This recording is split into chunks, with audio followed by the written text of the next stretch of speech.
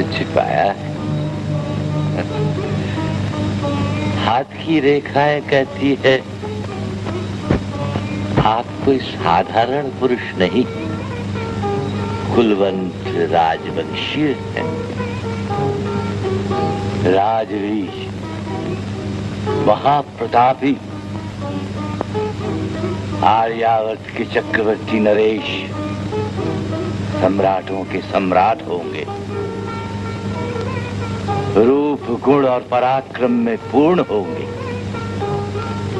सारे देश में आपकी कीर्ति ध्वजा फहरा उठेगी। प्रतिष्ठा ऐसी फैलेगी कि स्वर्ग के देवगण भी ईर्ष्या करने लगेंगे।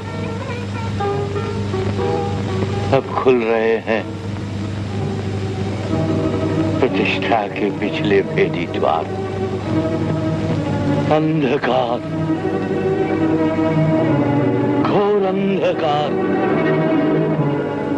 भयानक अंधकार।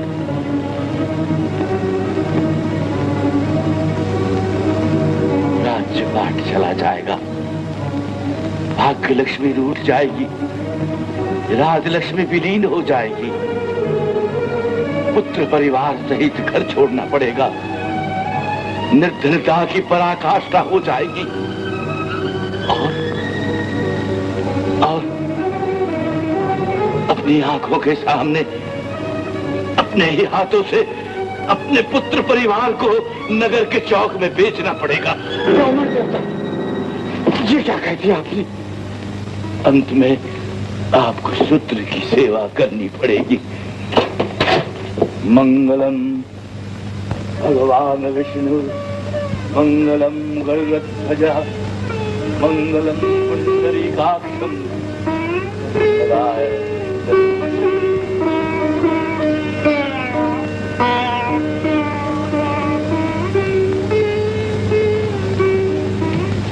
राजकुमारी, राजकुमारी जी, क्या है? वो आ पहुंचे। आप पहुंचे? कहाँ है? लता कुंज में।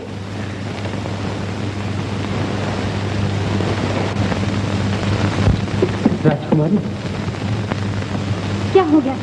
आए क्यों नहीं? कुछ ऐसी ही बात हो गई थी। राजकुमार, पूनम की रात भूल तो नहीं गए? तुम्हें रात देखनी पड़ी, विलंब के लिए क्षमा। रात दिखाने वाले रात देखने वाले की व्याकुलता क्या जाने। जाइए, मैं आपसे नहीं बोलती। राजकुमारी,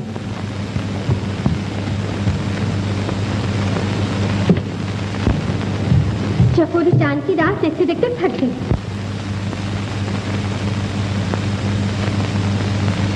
क्षमा करो राजकुमारी, मार्ग में हमें एक भयानक आंधी ने घेर दिया, बरसात बैरन हो गई। किंतु मेरे हृदय की आंधी और इन नैनों की बरसात आपको खींची लाई।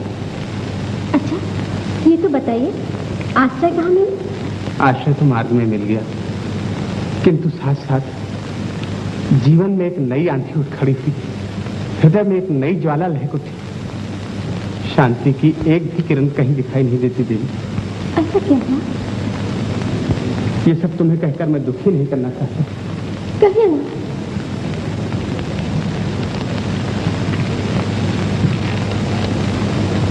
तारा, धैर्य से सोच समझकर मेरी एक बात का उत्तर दो।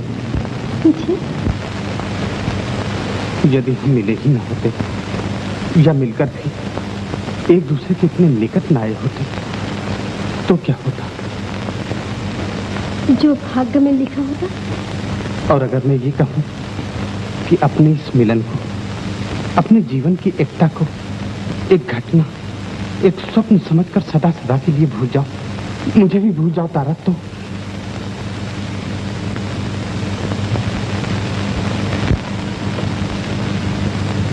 पृथ्वी पर से एक जीव कम हो जाएगा, और क्या होगा? फिर भी इतना तो बताइए, अयोध्या के राजकुमार अपने पिता की आज्ञा पालन कर रहे हैं या उन्हें तारामती में कोई दोष दिखाई दे रहा है? दोष?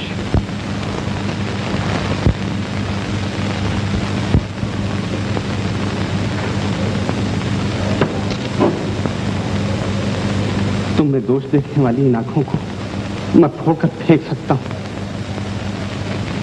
पर होनहार को नहीं रोक सकता। मैं आज ही एक विद्वान ब्राह्मण के मुंह से ये भविष्यवाणी सुनकर आया हूं कि मुझसे विवाह करने वाली स्त्री सुखी नहीं रह सकती, सुखी नहीं रह सकती। स्त्री का सुख पति के चरणों में ही होता है। मेरा सुख और दुख तो जन्म जन्मांतर तक आपके साथ जुड़ा हुआ है। तारा, ये कौन है? महाराज, एक अनजान युवक दीवार कूद कर राजकुमारी के बागीचे में गया है, किंतु उसका यह साथी पकड़ लिया गया है। झूठ महाराज, बिल्कुल झूठ। ये लोग कुछ नहीं समझते, बाला दूर रखो। राजकुमारी, राजकुमारी, क्या हुआ लता? युवराज का साथी पकड़ा गया है और महाराज इधर आ रहे हैं। अब क्या होगा? इसमें घबराने की क्या बात है राजकुमारी? सैनिक, इसे साथ ले आओ। इसे साथ ले आओ। बंधु, बंधु, बंधु, इस तीक्ष्ण भाले को मेरे शरीर से दूर ही रखो, मैं स्वयं चलता हूँ। बंधु, बंधु। हाँ, क्या लता मंडप है। बाला दूर रखो। कहाँ है वही युवक? आज्ञा राजन, मैं यहीं हूं। पिताजी, ये अयोध्या के राजकुमार हरिश्चंद्र। अयोध्या के राजकुमार हरिश्चंद्र ने चोरी से स्त्रियों के उद्यान में आना कब से सीखा? समस्या विचित्र है राजन। चोरी का माल लौटाने के लिए आया हुआ मनुष्य भी चोर समझा जाता है। आप मुझे अपराधी समझते हैं, जो चाहे दंड दे सहन कर लूंगा, पर आप मेरे स्वाभिमान पर आघात करने का प्रयत्न न करें।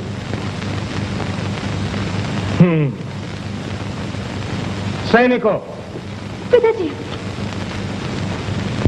आप ठीक कहते हैं कुमार, पर यदि आप तारामती को स्वीकार नहीं करेंगे तो मिथिला नरेश की कीर्ति को कलंक लग जाएगा।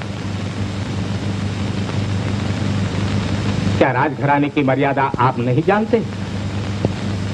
जानता हूं राजन, किंतु आने वाले दुखों से तारामती को बचाने के लिए ही ऐसा कह रहा हूं। और यदि तारामती हरिश्चंद्र के चरणों में ही रहना चाहे तो? आपकी इच्छा मेरी इच्छा होगी। तो मेरी केवल एक इच्छा है। आज्ञा? यहाँ से जाने के पहले तारामती को अपनी पत्नी बनाइए, ये मेरी सबसे बड़ी प्रसन्नता होगी। मुझे स्वीकार है।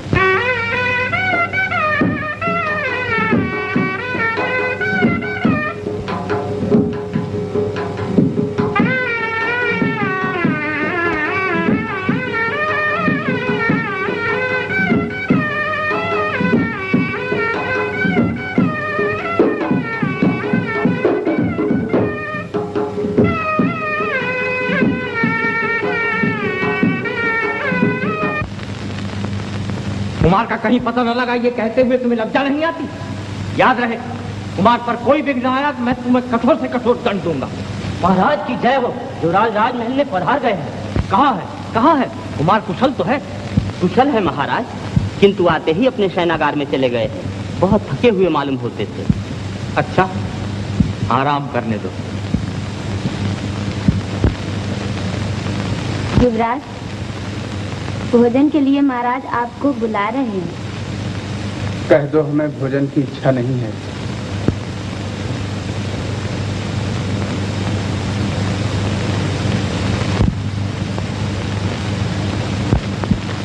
गंगाधर, हम तुमसे एक बात पूछना चाहते हैं। आज्ञा महाराज। ये बताओ कि इस बार शिकार में ऐसी क्या घटना हुई जिसके कारण कुमार का मन अशांत रहता है? न राज्यसभा में आते हैं, न कहीं बाहर जाते हैं। क्षमा कीजिए महाराज, घटना बड़ी विकट हुई है और उसे गुप्त रखने की मुझे आज्ञा है। और मैं जानना चाहूं तो मैं कहूंगा महाराज, अवश्य कहूंगा, परंतु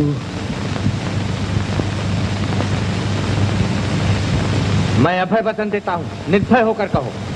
तो सुनिए महाराज, बात ऐसी कि कुमार बहुत दिनों से मिथिला की राजकुमारी तारामती से प्रेम करते हैं और हर महीने की पूर्णिमा को शिकार के बहाने उनसे मिलने जाया करते हैं। परंतु इस बार मार्ग में अचानक आंधी और बरसात के कारण हमें एक ब्राह्मण देवता के घर आश्रय लेना पड़ा। अच्छा हुआ? अच्छा क्या मेरा सर हुआ महाराज। वो ब्राह्मण अंधा होते हुए भी त्रिकालदर्शी निकला। उसने युवराज की हस्तरेखा देखकर सारा भविष्य बता दिया। कहा होगा कि तारामती के साथ ब्याह होना तुम्हारे भाग में नहीं? नहीं महाराज नहीं, इतना ही कहा होता तो कोई बात न थी, परंतु उसने तो कहा कि तुम संसार के महान चक्रवर्ती सम्राट बनोगे और तारामती के पति भी बनोगे। परंतु जिस समय ग्रह दशा का उल्टा चक्कर चलेगा तो तुम्हारा राजपाट सब छिन जाएगा, तुम्हारी पत्नी परिवार तुम्हारी ही नजरों के सामने बिक जाएगी और तुम्हें शूद्र की सेवा करनी पड़ेगी।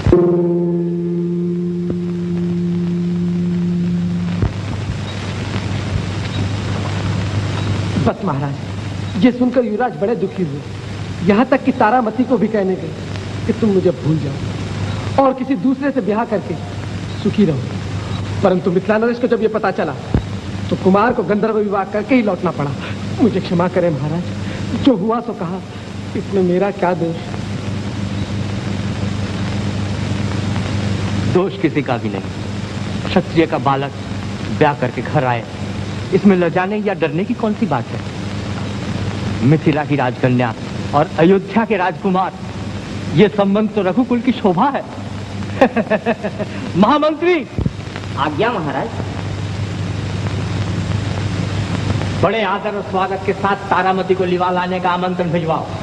मिथिला नरेश को हमारा अभिनंदन कहलवाओ। जो आज्ञा महाराज। और वे अंधे ब्राह्मण देवता कोई शक्तिशाली पुरुष जान पड़ते हैं।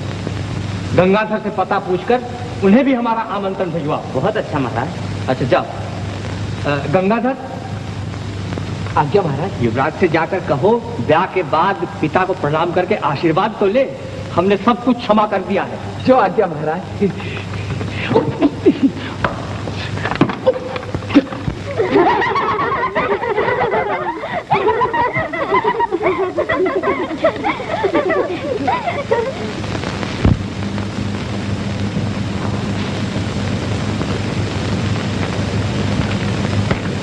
युवराज, राजलक्ष्मी की सवारी आ पहुंची।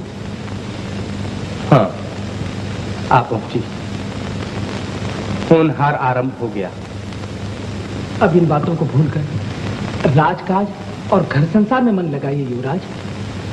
ठीक कहते हो गंगाधर, नववधू से उदास रहकर भाग्य थोड़ा ही बदला जा सकता है। चलो धूमधाम से उसका स्वागत करें। चलो।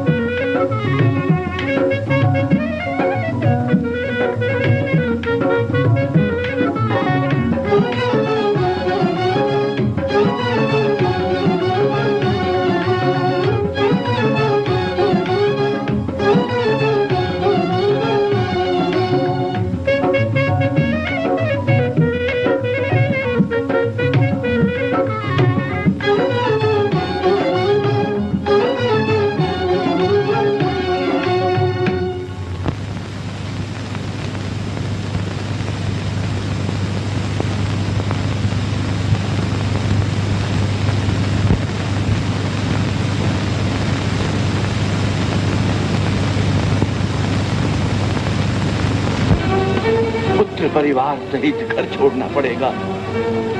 निर्धनता की पराकाष्ठा हो जाएगी। अपनी आंखों के सामने अपने ही हाथों से अपने पुत्र परिवार को नगर के चौक में बेचना पड़ेगा।